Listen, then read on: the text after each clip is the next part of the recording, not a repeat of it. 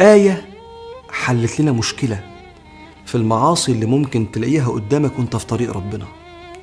أحكي لكم القصة الأول. من محظورات الإحرام، يعني لو انت محرم بعمرة أو بحج حرام عليك تصطاد. يا أيها الذين آمنوا لا تقتلوا الصيد وأنتم حرم. لكن العجيب أن الصحابة وهم في عمرة مع سيدنا محمد كانت الحيوانات تقرب منهم والطيور في متناول اليد أو رمية بسيطة بالرمح. يعني قبل كده كانوا رحلات وفيها مخاطر وتكاليف عشان يصطادوا.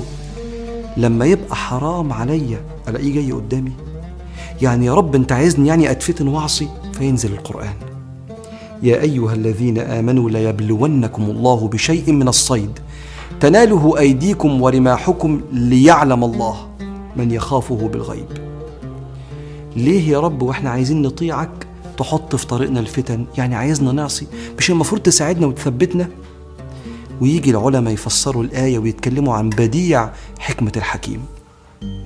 لو انت ماشي في طريق ربنا اتحط قدامك حاجة حرام، اعرف ان تارك الحرام مأجور، فربنا سبحانه وتعالى أراد أن يأجرك، فلو أعانك على ترك هذا الحرام تاخد حسنات تنجيك في الآخرة. مش بس كده، ده لو أعانك على ترك الحرام هيعوضك بحلال مماثل ليه في الدنيا، لأن من ترك شيئا لله عوضه الله خيرا منه.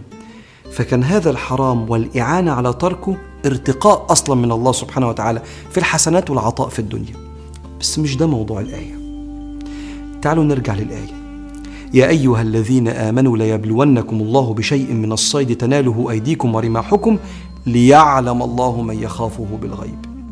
ليعلم الله يعني ليعلمك الله، لأن ربنا يعلم كل شيء. ربنا عايز يقول لك أنت صادق فيما تدعي إنك بتحب ربنا، ولا محتاج الوصل أكتر والقرب أكتر؟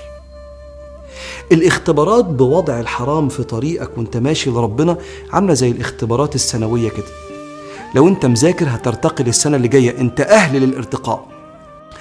ولو مش مذاكر ومحتاج تقوي نفسك أكتر وتراجع نفسك وتعرف عيبك اللي ظهر في إخفاقك في الاختبار ده، هترجع وتصلح نفسك. فيقينا بعد الفتنة في طريق الله إما تبعد عنها وربنا يوفقك فترتقي، وإما تسقط فتعرف عيبك فتقول له يا رب الحقني. فلو أحسنت إذا وضعت أمامك الفتنة فاحمد ربنا على التسديد والعون، ولو سقطت في الخطأ فاعرف كويس إنك محتاج لمزيد من الاستعانة بالله والعلم وتقوية الإيمان، وما عليك إلا التوبة، ما تقلقش. اللي وضع الفتنة في طريقك هو اللي بيقول لك وإني لغفار لمن تاب وآمن وعمل صالحا ثم اهتدى. اهتدى لإيه؟ اهتدى لعيبه اللي خلاه يقع في الغلط والضعفه والاحتياج لربنا. ممكن يكون محتاج لصحبة صالحة تقويه على الطريق عشان لما تعرض عليه فتن تانية يبقى عنده صحاب يحموه ويفكروه بربنا، فبانت في المشكلة دي انه كان وحيد فغلط. او محتاج اهتدى العلم يبصره بالطريق، لانه لما ما تعلمش غلط لانه ما كانش يعرف، فعرف انه لازم يتعلم فارتقى. او اهتدى بعد ما غلط الغلطة دي انه محتاج يذكر عشان يقوي قلبه اكتر، عشان يعرف يكمل الطريق الى ان يصل الى الله.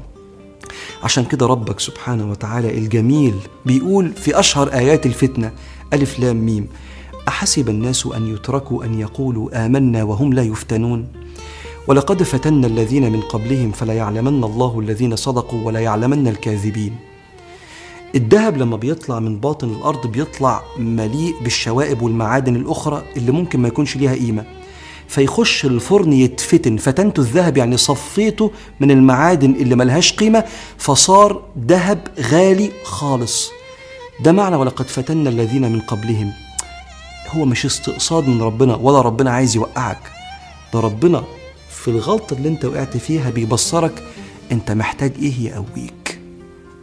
عشان كده ما تستغربش في طريقنا واحنا ماشيين شباب كتير في بداية الالتزام ممكن تكون فتنته في الجنس الآخر، فيطلعوا لك في الفيسبوك وفي كل حتة انت بتروحها، عشان ربنا يعلمك ازاي تقاوم هذه الفتن من الأول فتقوي عضلاتك في السير إلى الله. عندي واحد صاحبي في بداية شغل بيشتغل في الموبيليا، فعمل مشروع كده موبيليا معينة لشركة مياه غازية كبيرة ودخله دخل كويس، فتعارض عليه شركة خمرة. الحمد لله هو رفض، وأنا متأكد أن ربنا هيغنيه من وسع وهيبقى آية، لأن من ترك شيئا لله عوضه الله خيرا منه. بس لو سقط وقبل الخمرة كان هيعرف من جوه إن معنى إن الرزق بإيد ربنا ونحن لازم نطلب من الحلال، كان هيعرف إن المعنى ده مش ثابت، محتاج يراجع نفسه، لأن وقت الفتنة سقط. ولو تاب ربنا هيقبله، بس المهم بعد ما يتوب زي ما ربنا قال وإني لغفار لمن تاب وآمن وعمل صالحا. والمهم ثم اهتدى العيب اللي وقعه في الغلطة دي عشان يصلحه ويرتقي. الله مش عايز يفتنك، هو حابب يفهمك ويديك خبرة في نفسك ويعرفك ضعفك عشان تفضل ماسك في ربنا سبحانه وتعالى ولاجئ إليه ومستعين بيه على إصلاح ضعفك. أما لو غلطت فاعلم أن ربك سريع العفو واسع المغفرة ورحمته تغلب غضبه. اللهم ثبتنا واجعلنا عبيد إحسان لا عبيد امتحان.